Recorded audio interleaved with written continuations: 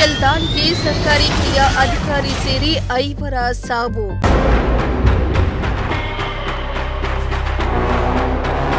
ರಾಜೌರಿ ಪುಂಚ್ ಜಮ್ಮು ಜಿಲ್ಲೆಯಲ್ಲಿ ಶೆಲ್ ದಾಳಿಗೆ ಹಲವರಿಗೆ ಗಾಯ.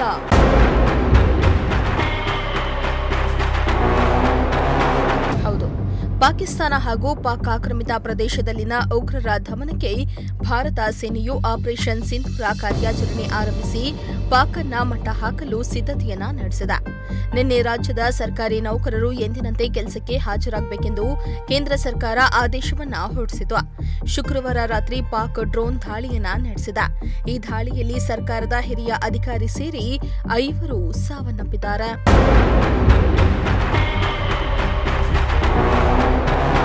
ಉಭಯ ದೇಶಗಳ ನಡುವಿನ ಸಂಘರ್ಷ ತಾರಕಕ್ಕೆ ಏರಿದೆ. ಇದರ ಬೆನ್ನಲ್ಲೇ ಪಾಕ್ ಸೇನೆಯು ನಡೆಸಿದ ಡ್ರೋನ್ ಹಾಗೂ ಕ್ಷಿಪಣಿ ದಾಳಿಗಳಿಗೆ ಭಾರತೀಯ ಸೇನೆ ತಕ್ಕ ಪ್ರತ್ಯುತ್ತರ ನೀಡಿದೆ. ಜಮ್ಮು ಮತ್ತು ಕಾಶ್ಮೀರದಿಂದ ಗುಜರಾತ್ವರೆಗೆ 26 ಸ್ಥಳಗಳನ್ನು ಗುರಿಯಾಗಿಸಿಕೊಂಡು ಪಾಕಿಸ್ತಾನ ಶುಕ್ರವಾರ ರಾತ್ರಿ ಮತ್ತೆ ಡ್ರೋನ್ ದಾಳಿಯನ್ನ ನಡೆಸಿತು. ವಿಮಾನ ನಿಲ್ದಾಣಗಳು ಮತ್ತು ವಾಯು ನೆಲೆಗಳು ಸೇರಿದಂತೆ ಪ್ರಮುಖ ಸ್ಥಳಗಳ ಮೇಲೆ ದಾಳಿ ಮಾಡಿದ ಪಾಕಿಸ್ತಾನದ ಡ್ರೋನ್ಗಳನ್ನು ಭಾರತೀಯ ಸೇನೆ ಹೊಡೆದುರುಳಿಸಿತು.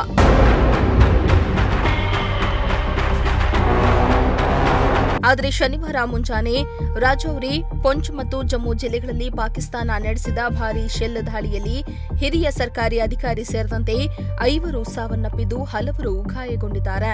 News desk, Prajashakti TV.